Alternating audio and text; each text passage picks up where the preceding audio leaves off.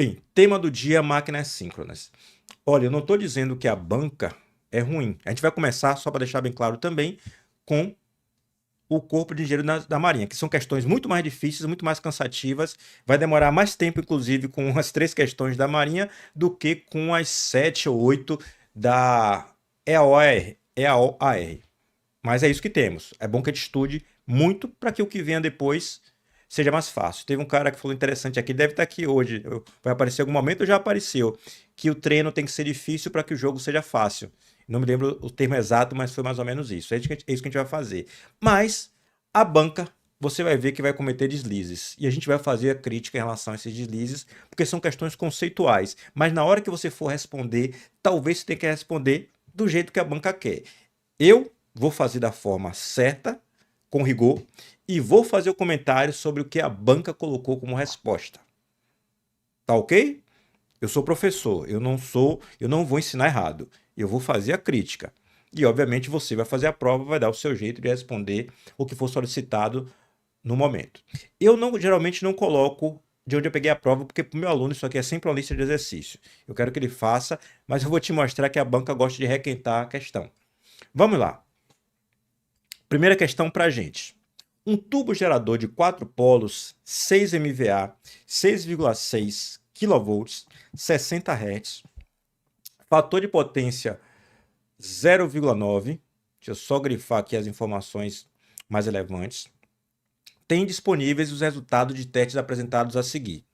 Corrente de excitação requerida para gerar tensão nominal em vazio. Aqui tem um teste em vazio do gerador da máquina síncrona, acionado a 1800 RPM e a excitação foi de 80 amperes. ACC, amperes, corrente contínua. Ou seja, aqui é a corrente de excitação e aqui é a velocidade no qual a máquina foi girada. Como a máquina tem 4 polos e é 60 Hz, ela foi girada na velocidade nominal para esse ensaio. Não precisava ser, mas foi girada nessa velocidade. Corrente de excitação requerida para produzir uma corrente de curto-circuito. Olha só, teste a vazio de curto-circuito também na máquina síncrona, também se faz. Então, o curto-circuito gerou uma corrente de 400 amperes, olha, acionando a máquina a 1500 RPM e 50 amperes em corrente contínua imposto na excitação. A excitação, deixa eu colocar aqui, ó, a excitação foi de 50 amperes, a velocidade no qual o rotor estava girando foi 1500 e no circuito trifásico, ou em cada uma das linhas, a gente identificaria uma corrente de 400 amperes. A primeira coisa que foi pedido, determine a reatância síncrona da máquina em valor por unidade. Justifique o procedimento. Eu vou justificar o procedimento mais oralmente para que a aula não fique gigante. No futuro eu gravo uma aula informando como você deve fazer a prova aberta para que ela seja organizada e seja bem aceita, mas eu preciso fazer de forma oral, senão a aula fica infinita, né? Vou criar uma página aqui e vou discutir sobre esses 2 ensaios. Olha os 2 ensaios como são feitos. Um dos ensaios é o ensaio em aberto. O que é que você pega? Você pega a máquina síncrona, deixa os terminais de estator. Vou desenhar aqui uma máquina mal feita. Mas mal feita ou não, a gente consegue entender alguma coisa dela. Aqui eu quero que você pense que tem um rolamento de estator. E aqui você tem o rotor. Desenhar dessa forma porque fica mais fácil de você enxergar as partes. Aqui é o eixo. Essa máquina vai ter a excitação. Aqui vai ter um rolamento DC. E aqui você tem a chamada excitatriz, que alimenta com tensão DC, VCC. E aqui você aplica uma corrente ICC. Aqui você tem a reatância síncrona. Não vou representar, aqui é só enrolamento. Vamos deixar dessa forma. Aqui é só enrolamento de estator. Essa máquina vai ser imposta, vou colocar assim, vou simplificar esse desenho, porque quanto mais coisa eu coloco, fica pior. Considere que ali tem enrolamento e aqui tem a alimentação da excitatriz, que excita a máquina. VCC e aqui, ó, ICC. Vai surgir o campo magnético, obviamente, e esse campo FIEF, vou colocar aqui, ó, FIEF, e esse campo vai girar junto com o rotor, né? aqui, você vai colocar para girar.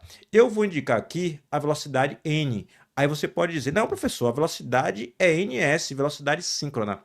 Mais ou menos, porque nesse caso são os ensaios, a velocidade é que você escolhe. Então eu vou tirar esse NS, vou colocar N. Note, se você faz isso a vazio, você encontra aqui uma certa tensão. Deixa eu copiar esse desenho para usar depois no de curto-circuito também. Vou fazer isso, ó. Aí eu boto aqui um do lado do outro. Aqui eu indico como sendo ensaio circuito aberto, foi o primeiro, e o outro de curto-circuito. Não fique confuso não, viu? Porque dá a impressão que é corrente alternada e corrente contínua. Não, é circuito aberto e curto-circuito. No ensaio de circuito aberto, obviamente você deixa os terminais abertos. E ele disse que se encontrou que tensão para gerar tensão nominal. Então foi gerada a tensão nominal. Então nos terminais vai ser lida a tensão nominal. Quando você colocou esse valor de excitação. A tensão nominal é de 6,6 kV de linha e a excitação foi de 80 amperes. Aqui deixa eu botar 6,6 kV de linha. Aqui a corrente foi de 80 amperes. E a velocidade, vou colocar aqui para cima, foi 1.800 RPM. Joia. Isso aqui não nos ajuda muito se a gente não tiver a visão. Lembre-se que você está na universidade ou fez universidade para saber utilizar modelo. Se você não sabia, fique sabendo. No qual você tem um modelo do enrolamento por fase. É nisso que a banca você vai ver que vai pecar. Por fase, no qual nós temos, se a gente decidir que é a fase A, seria daqui ó, até aqui, né? Seria isso aqui. Isso aqui é uma fase. A gente pega uma fase e uma fase é representada dessa forma. Aqui você tem a tensão de armadura, tensão terminal de armadura. Esse VA não é da fase A, é a de armadura. Aqui você tem a reatância assíncrona e aqui você tem a tensão que pode ser EF ou EAF. Tem várias formas de representar. Fitzgerald usa EAF, a tensão induzida na armadura devido ao campo. O A de armadura, o F de field de campo. Aí eu quero que você note que se está vazio, nenhuma corrente circula aqui. Se nenhuma corrente circula, a tensão induzida é igual à tensão terminal. Não há queda de tensão nessa reatância. Então, neste caso específico, EAF é igual a VA. E nesse caso específico, eu quero que você lembre que a corrente de excitação foi de 80 amperes. Esse VA é igual, vou usar minha calculadora. De vez em quando baixar a cabeça, é porque eu também quero fazer as contas aqui em tempo real. Podia pegar, obviamente, as minhas anotações, talvez até devesse, mas no fim das contas, vou preferir fazer aqui junto com vocês. 6.600 dividido por raiz de 3.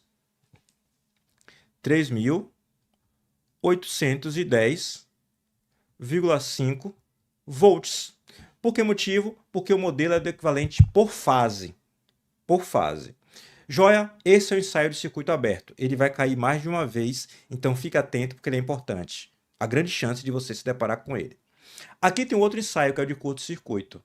Aí você pega para fazer o ensaio de curto-circuito e curto-circuita os terminais.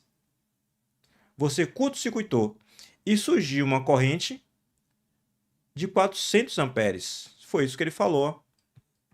Corrente de 400 amperes. Neste caso, a excitação era de 50 amperes e a velocidade do ensaio era 1.500 RPM. Então, N, neste caso, é 1.500 RPM. Não posso ficar na frente. Aqui eu vou anotar que a excitação foi de 50 amperes. Só me certificar. E a velocidade, e obviamente nenhuma tensão surgiu, mas a corrente que apareceu aqui foi de, 400 amperes. Para quem te fez esses ensaios, professor? Olhe, é a partir desses ensaios que você vai ver que se obtém exatamente essa reatância síncrona. Aqui está o modelo. Aqui está um valor. Opa, botar em verde, né? Para seguir o padrão da outra figura. Aqui está o valor de EAF no ensaio de curto. Aqui tem o mesmo XS. E aqui tem um curto-circuito numa fase. Lembrando que a fase no Y aqui, ó, é a mesma corrente de fase de linha. Então, posso dizer que está circulando aqui também, ó, 400 amperes. A pergunta que não quer calar. Dado que eu fiz esses ensaios, como é que eu consigo obter XS do ensaio de curto-circuito?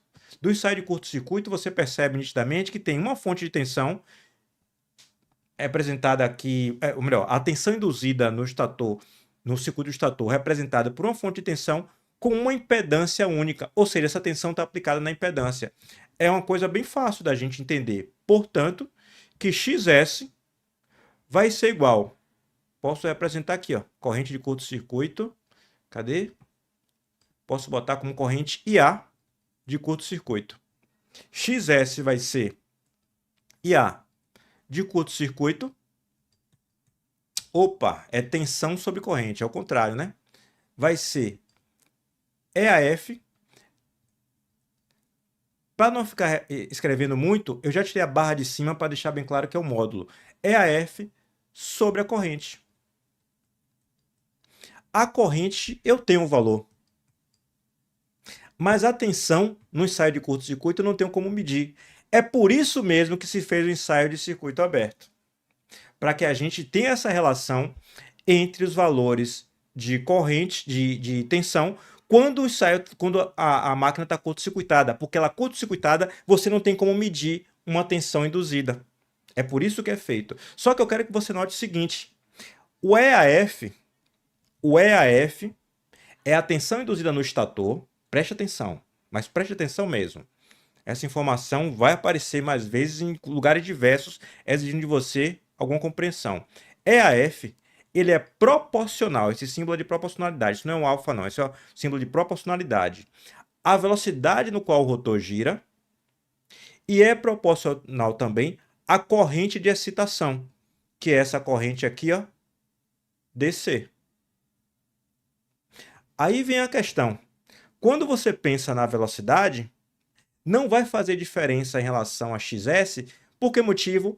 Porque se EAF é proporcional à velocidade, o XS também vai ser, porque a velocidade vai impor uma frequência e os dois são proporcionais.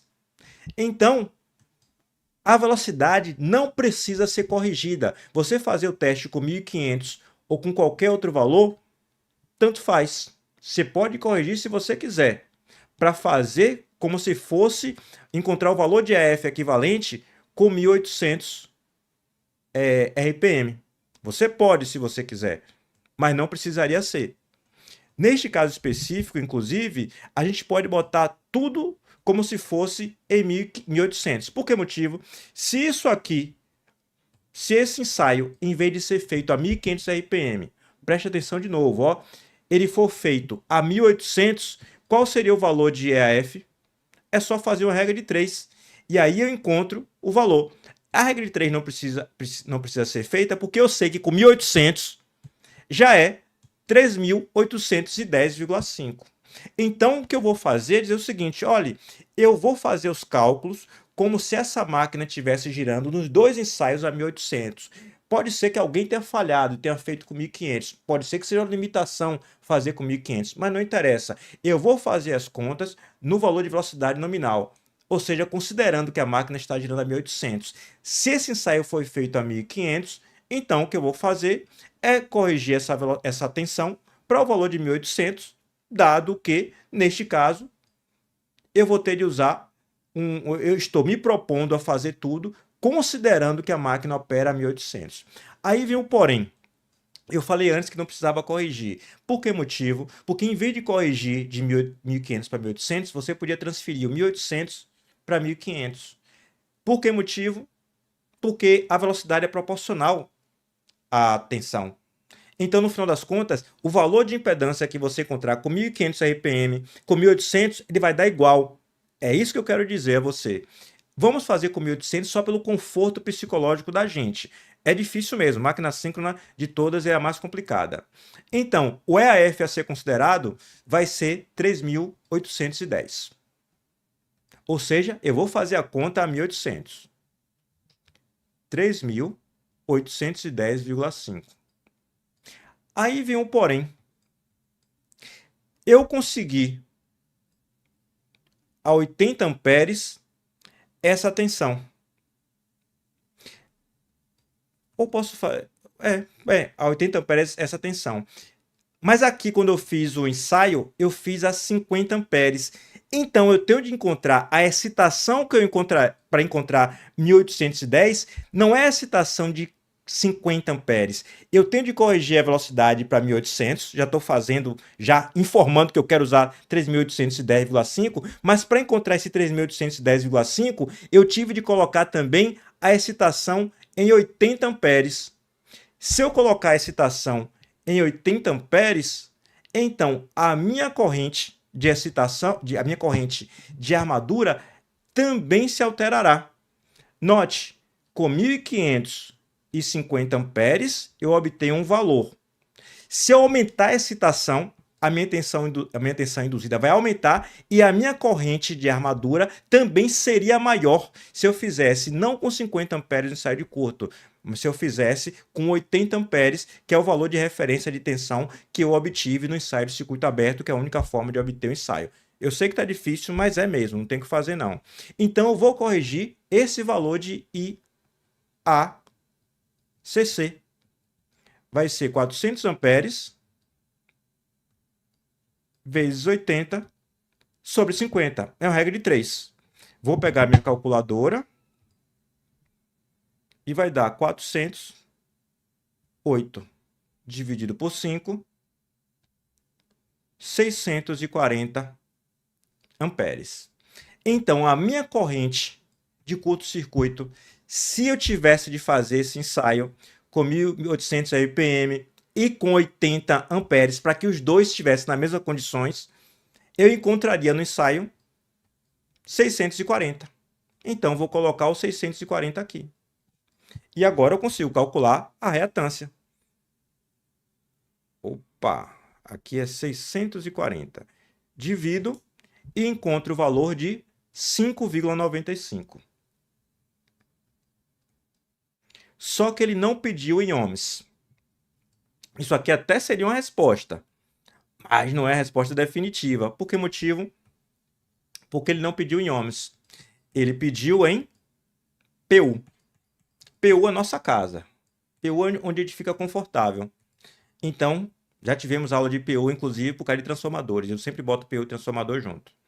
Então, a impedância base vai ser o valor da tensão base de linha ao quadrado sobre o valor da potência base trifásica mesmo.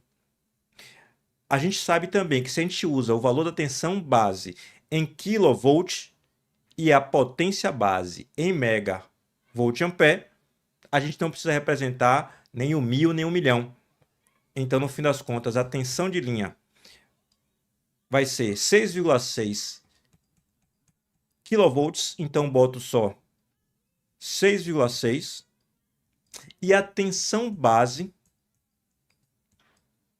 ou desculpe, a potência base vai ser 6 MVA. Basta eu colocar o 6. Então, é 6,6 ao quadrado sobre 6, que dá 7,26 ohms. Pronto. O valor de X, S, ou reatância assíncrona em PU, vai ser o valor na unidade natural, o ohm, vezes o valor base. Então, vai ser 5,95 sobre 7,26. Deixa eu fazer a divisão, inverto, e aqui dá 1,22 PU. Só ver se eu esqueci alguma coisa. Não, eu fiz o inverso, desculpe. Na hora eu botei a última inversão aqui, ó, 0,82. Eu me senti fazendo algo errado. 0,82. Eu só inverti. O valor que eu coloquei foi a inversão que eu apertei aqui. PU. Eu me senti fazendo algo errado. Aí tive de consultar minhas próprias anotações. Ok. Encontramos a primeira resposta. O valor da reatância base a reatância síncrona, desculpe, por unidade. Determine a corrente de excitação necessária para a máquina operando conectada ao sistema elétrico, fornecendo carga nominal com rede indutiva. Aqui vai ter uma polêmicazinha que os concursos fazem e que é tão desnecessário. Por que motivo? Quando você pega nos livros, eu vou dar exemplo de dois livros que são muito utilizados, o PC100 e o Fitzgerald. E a referência do concurso da Marinha é estudar por livro, viu? Livro de alto nível. Não vá só nessa de que aula e exercício satisfaz, porque a referência deles é a universidade. Isso aqui é questão de universidade de primeira linha. Eles falam o seguinte: fator de potência atrasado ou adiantado. Aí não tem dúvida. Não importa se é gerador ou motor. Se é atrasado, a corrente é atrasada em relação à tensão. Não importa o resto. Aqui ele fica falando de rede indutiva. Se a rede é indutiva, então a máquina tende a operar capacitivamente. Ou seja, tem de fornecer potência reativa. Se a rede é indutiva, ele tem de fornecer potência reativa. E você tem que lembrar que na operação gerador, a gente faz. Aqui é o item A. Deixa eu até colocar aqui, que aqui é o item A. Que na operação gerador, criar mais uma página logo, que na operação gerador, o que a gente faz? A gente coloca, aqui é VA, na operação gerador, se ele funciona de forma capacitiva, a corrente, na verdade, está atrasada. A gente faz essa inversão, a máquina não funciona diferente, a máquina não funciona com a corrente entrando ou saindo. Isso aqui é a corrente alternada, isso aqui é a simbologia. E quando a gente trabalha com gerador, a gente coloca a corrente saindo. Se a gente coloca a corrente saindo, então você faz a troca da convenção de fornecendo como sendo adiantado e passa a ser atrasado. Eu tenho essa discussão muito boa no canal Elétrica em Vídeos, no qual eu fiz uma questão de duas formas diferentes, colocando a corrente entrando e colocando a corrente saindo, só para te mostrar a diferença de uma em relação à outra. O clássico da literatura e que está sendo tratado aqui no concurso é que a gente coloca a corrente entrando para o caso motor e saindo para o caso gerador. Saindo para o caso gerador, se o gerador opera fornecendo potência reativa, então a corrente está atrasada. E ele falou fornecendo carga nominal com rede indutiva. O fator de potência 0,9. Então vou encontrar esse ângulo da corrente. Ele quer o quê? A corrente de excitação, né? Ele quer a corrente de excitação. Joia, a gente consegue, porque a gente tem a relação entre tensão de excitação, de excitação, isso mesmo, e a corrente de excitação. Depois eu te mostro que você vai ter que entender outra coisa complexa também. Aqui eu vou atrás da tensão de excitação que essa máquina está operando. Deixa eu te explicar primeiro o que é que eu quero para você não ficar perdido durante a solução. O que eu quero...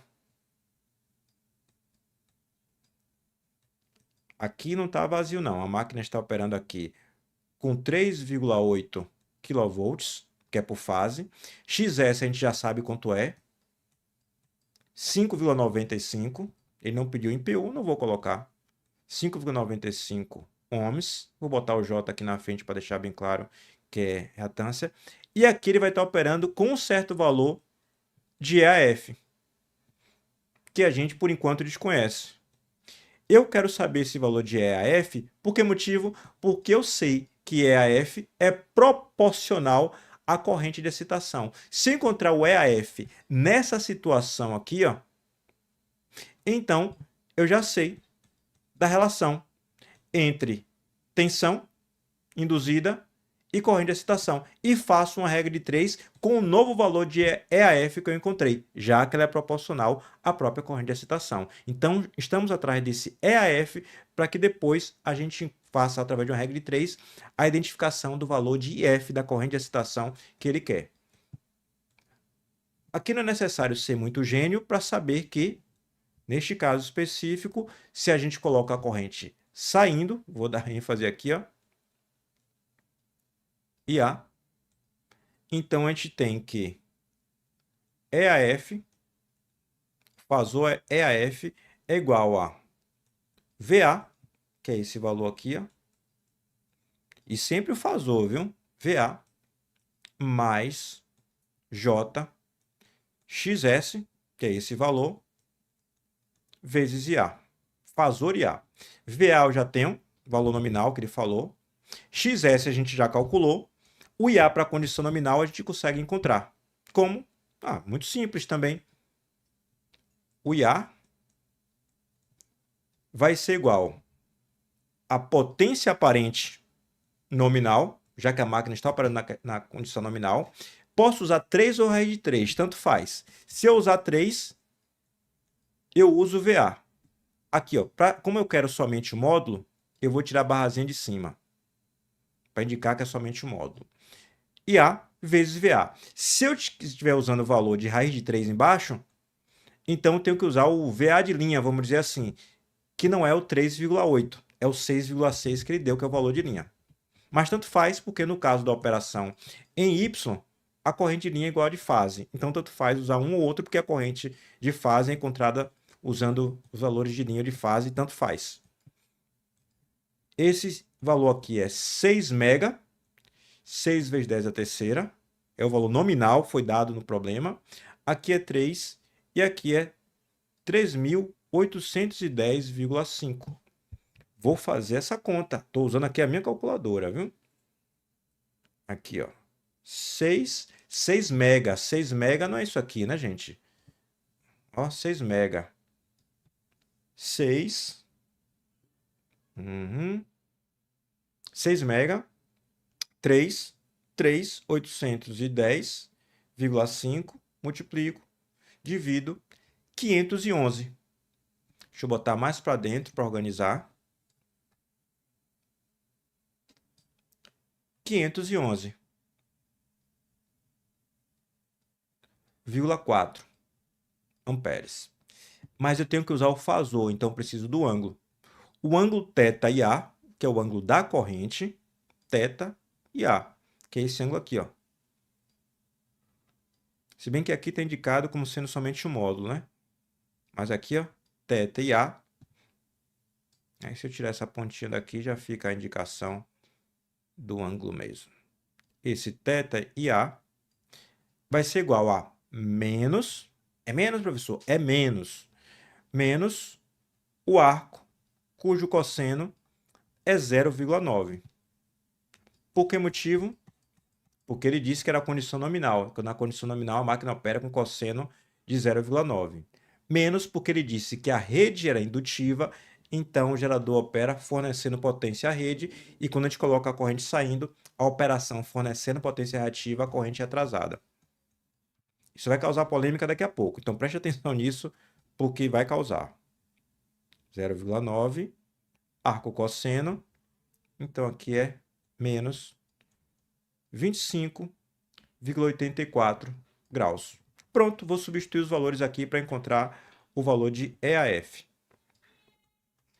VA, 3.810,5, mais J, 5,95, que multiplica o fasor corrente, que dá 511,4, com um ângulo de, deixa eu só colocar aqui um pouco mais para o lado, com um ângulo de menos 25,84 graus. Vou fazer essa conta aqui.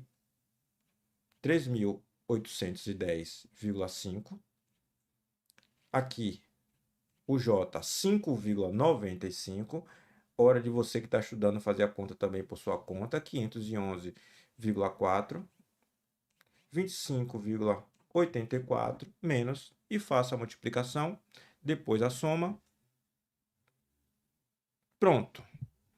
EAF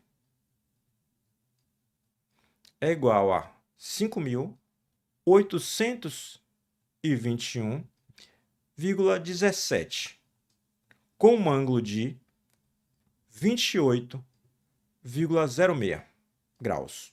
Isso aqui em volts. Tem uma coisa que você tem que ficar atento a esse ângulo aqui, ó, porque esse ângulo é o chamado ângulo de carga. A gente conhece ele como delta. Ângulo de carga ou ângulo de potência. É muito comum que na operação motor a gente chame de ângulo de carga, na operação gerador a gente chama de ângulo de potência, mas tanto faz. Se quiser chamar ângulo de carga também de gerador, pode chamar, como pode chamar de ângulo de potência também na operação como motor. Então, tanto faz. E aqui ainda é fasor, né?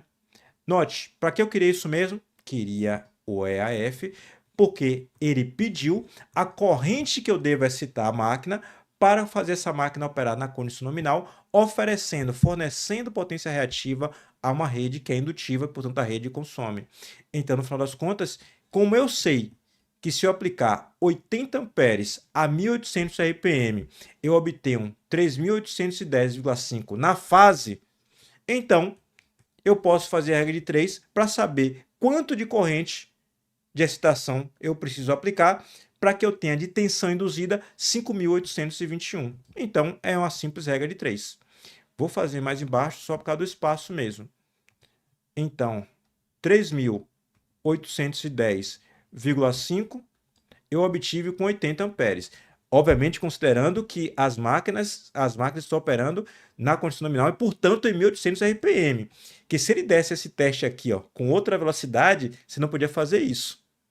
A gente só está fazendo isso porque a máquina está operando no ensaio em circuito aberto a 1.800. Seria uma boa questão ele colocar o ensaio de circuito aberto com a velocidade diferente, para você ter de corrigir também a velocidade nesse caso.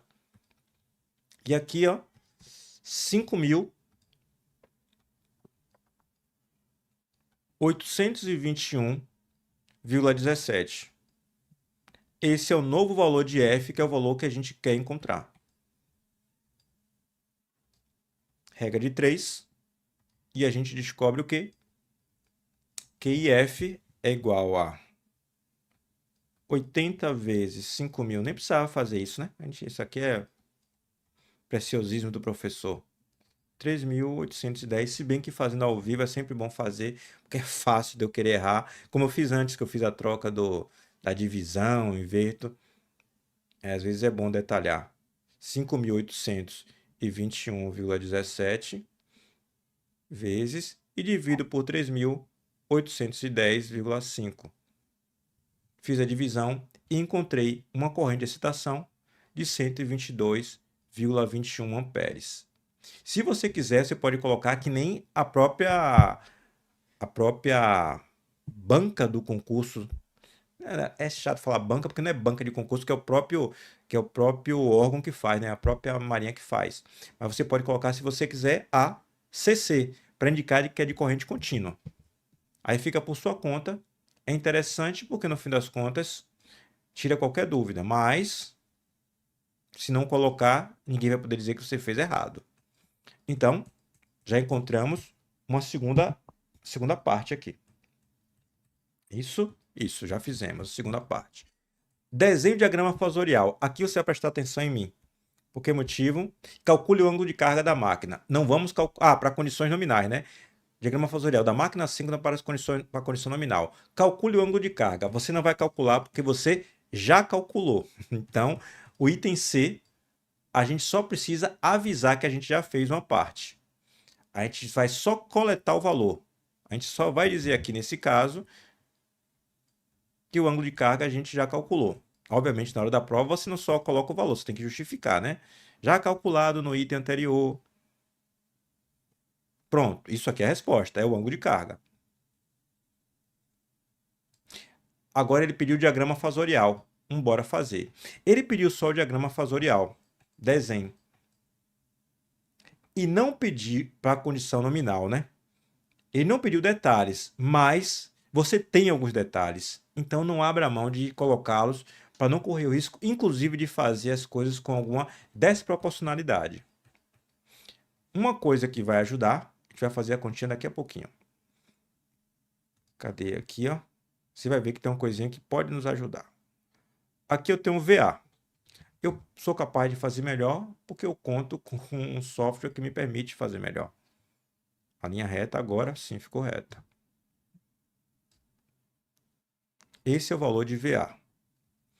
E eu sei quanto vale. 3.810,5 volts. E tem um ângulo zero. O VA sempre foi considerado com ângulo zero. Aqui eu tenho, e talvez você queira levar o seu compasso para a prova, um ângulo de 28, não é 28 não. O ângulo da corrente é menos 25,85. Então tá para cá. Vou colocar mais ou menos assim. Como está noutra escala, não tem importância a escala que eu escolho, a forma, o tamanho que eu escolho aqui, ó. Esse é o valor de IA. E aqui o ângulo,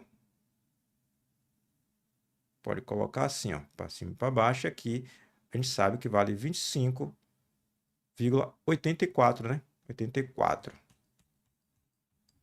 Isso, 25,84. Note que eu coloquei a seta nos dois lados, ou seja, não estou indicando o ângulo, estou indicando a abertura. Para fazer o diagrama fasorial, a gente precisa dessa equação. EAF é igual a VA mais JXSA. Se eu fizer VA e JXSA, o que falta para completar o diagrama fasorial é exatamente o EA, que é a operação matemática de tudo. Então, como eu tenho aqui já o VA, agora eu vou atrás do JXSA. Se for se for só XS vezes IA, então seria proporcional, né? Seria para cá. Mas como tem o J antes, então tem que ser deslocado em 90 graus. Para deslocar em 90 graus, esse JXSA vai estar aqui para cima. Eu só quero saber uma ordem de grandeza do JXSA. Então, eu vou fazer uma conta aqui, ó, no canto. J é XS. Fazer JXSA fica melhor mesmo, ó. Aí fica J vezes 5,95 vezes IA, que vale 511. Ah, eu não peguei o valor todo. 511,4 com um ângulo de menos 25,84 graus. Vou fazer essa conta. Estou usando aqui a minha calculadora de novo, viu? Aqui eu tenho 0, aqui 5,95. Aqui eu tenho 511,4. 25,84. Fiz a multiplicação e encontro o valor de 3.042,83 com um ângulo de 64,16 graus. Então, eu quero que você note que esse valor aqui vai estar mais ou menos assim. Aqui solto. 3.800, aqui é menor, então vai estar mais ou menos aqui. Olha só. Esse ângulo aqui, ó, considerando aqui como referência, é o ângulo de 64,16 graus. E isso aqui é o JXS e A, que a gente acabou de encontrar. Isso aqui é o diagrama fasorial quase completo. Por que motivo? Se eu já tenho o VA e JXSA, o que falta para fechar o diagrama fasorial é o próprio EAF. É exatamente o EAF. Opa, foi mal. Esqueci de acionar a função que me permite ter. Pronto. Esse ângulo aqui é um ângulo de 28,06, que é o ângulo delta. E isso aqui é o valor de EA, que vale 5.821,17.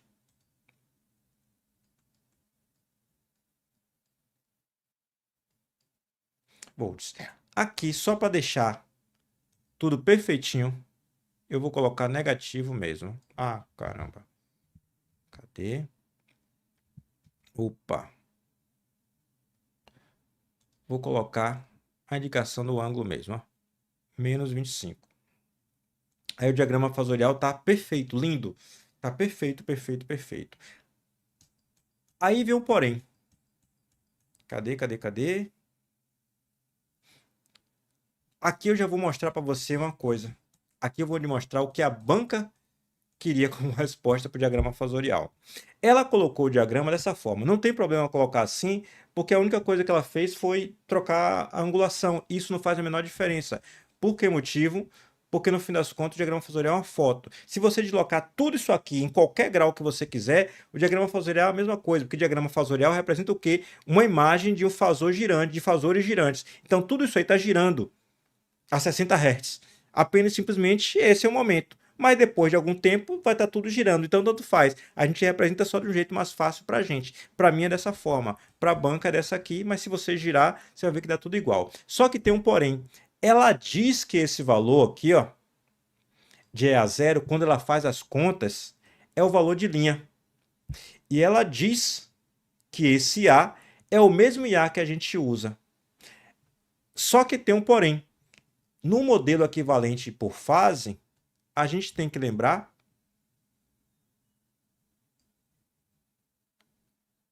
que a máquina síncrona fica assim, ó.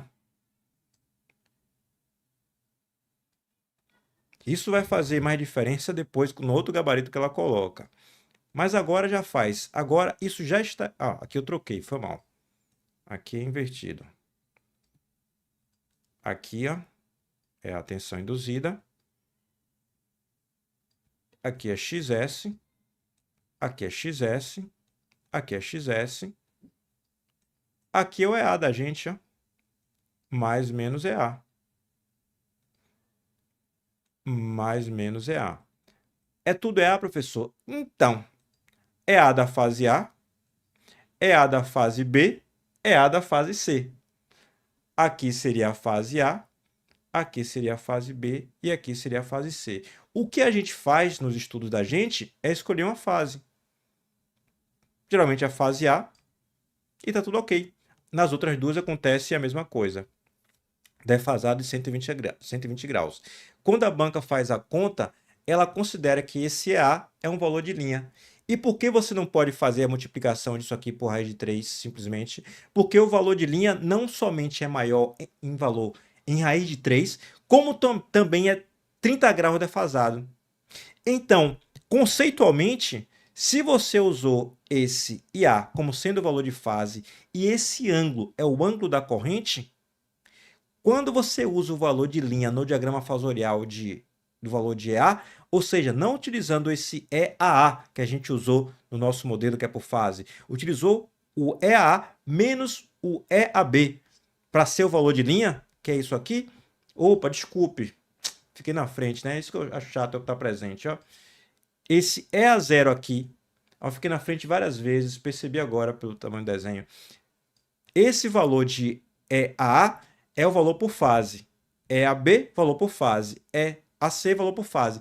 Esse EA0 é o valor de linha. Sendo o valor de linha, esse EA0 é EAA menos EAB. E esse EAA menos EAB, sempre que você subtrair duas tensões 120 graus defasado, o resultado disso é um valor 30 graus defasado. E, portanto, você deveria somar ou subtrair, a depender da sequência de fase, 30 graus em relação a essa corrente. Por isso que, conceitualmente, você não pode usar aqui o valor de linha, aqui o valor de linha e aqui o valor de linha, porque esse valor não somente ele é maior em raiz de 3, como também é maior, o maior não, é diferente em relação a 30 graus do ângulo. Dado ênfase a isso, eu lhe informo, a banca não quer esses valores aqui nas respostas, ou pelo menos não quis até agora. Vai que alguém está vendo a minha aula agora e fala, eita rapaz, a gente deixava isso acontecer direto. Ela não quer esses valores. Ela considera como gabarito não o valor de EA de fase, ela multiplica isso aqui por raiz de 3. E a gente está estudando para concurso, né? Então, tenho que tratar isso aqui como um concurso. Ela multiplica isso aqui por raiz de 3. Ela pega esse valor aqui, que é o JXS e A, e também multiplica por raiz de 3. Vou voltar, viu? Agora não atrapalho, não. Ela pega esse valor de tensão e também multiplica por raiz de 3. Aí vem um problema. Essa corrente IA, que está tudo certo, porque corrente de linha é igual a de fase, ela usa o mesmo ângulo, menos 25,84. Mas os valores de tensão de linha são não somente maiores em raiz de 3, como também são defasados em 30 graus. Então, na prática, além desse A estar aqui no lugar correto, todas as tensões deveriam ser defasadas em mais ou menos 30 graus, a depender da sequência de fase, ABC ou ACB, para que isso fosse correto. Mas a banca diz que a resposta é isso aqui, ó. É isso aqui. Tá errado, professor? Para mim tá errado. E isso ela já faz desde muito tempo. Quero te lembrar que essa questão, ó, é de 2015 e vai ter questão mais recente que ela pede e é pedido da mesma forma. A resposta dada continua sendo com o valor raiz de 3 vezes maior. Fique claro, então, que existe a forma de representar rigorosamente correta e a forma como a banca quer, sem levar em consideração os 30 graus de defasagem dos valores de linha. Que fique claro. Aí note uma coisa, que se ela pegasse e não representasse, olha só, se ela não representasse a corrente no diagrama fasorial dela, estava tudo certo. Porque tudo vai estar a raiz de 3 vezes maior e todo mundo vai estar defasado de 30 graus igual. Então tudo faz. Mas quando ela representa a corrente, aí esse ângulo de menos 25,84 é que fica incorreto. É esse ângulo aqui que deixa tudo incorreto. Vou seguir adiante, já fiz a discussão do concurso. Determine a corrente de curto-circuito permanente para a falha trifásica nos terminais da máquina a partir da condição de carga nominal. Vamos supor que a máquina opere na condição nominal e tem um curto-circuito trifásico. O que é que acontece? Olha, a máquina está operando na condição nominal com esse valor de EAF e tem um curto-circuito. Se tem um curto-circuito, então seria equivalente a dizer que isso aqui aconteceu. Ó. Eu vou ter essa tensão EAF aplicada nessa impedância ou nessa reatância síncrona. Então a corrente de curto-circuito é facilmente encontrada. Item D de dado. Daqui a pouco eu volto para ver o chat, viu? Estou desprezando vocês não, mas eu prefiro fazer a questão toda. Então, IA de curto-circuito vai ser o valor de EAF nominal, posso colocar assim, sobre XS. EAF nominal é 5.801,17. Está até aqui em cima. 17. Sobre XS. XS é 5,95. Ah, professor, deveria colocar o ângulo aqui? Olha, a banca não deixa claro essas coisas. Ela não fala em relação a isso. Nesse caso específico, ela não cobrou o ângulo. Mas de vez em quando ela pede a corrente e coloca o ângulo. Ela devia falar o fasor corrente, aí ficava bem mais fácil, né? Então dá 974,98. Aí 975 logo, né? Vamos aproximar isso aqui. Amperes. Essa é a corrente de curto-circuito. Aí tem outra coisa estranha, a banca não pede. Se você fez isso, está certo. Ninguém vai poder te questionar. Já acabou aí a questão. Mas ela também dá uma resposta em PU. Então a gente pode fazer em PU também, que vai ser esse valor IACC sobre o valor da corrente base. A corrente base tem que fazer conta, a gente não precisa fazer conta porque a gente já encontrou a corrente nominal. E o valor da corrente base é a corrente nominal. Basta você justificar, portanto, que o valor de A nominal está aqui, ó, encontrado, 511,4. Então vai ser 975 sobre 511,4. Uma forma boa de você não precisar justificar muita coisa é escrever, por exemplo, aqui, ó, um Nzinho e a nominal aqui, ó. Aí já fica mais claro que é o valor nominal que está sendo utilizado. É uma forma também da gente fazer isso. 511,4. Isso dá 1,91 amperes, não, PU, né? PU. Se deu alguma diferença numérica aí, é só aproximação.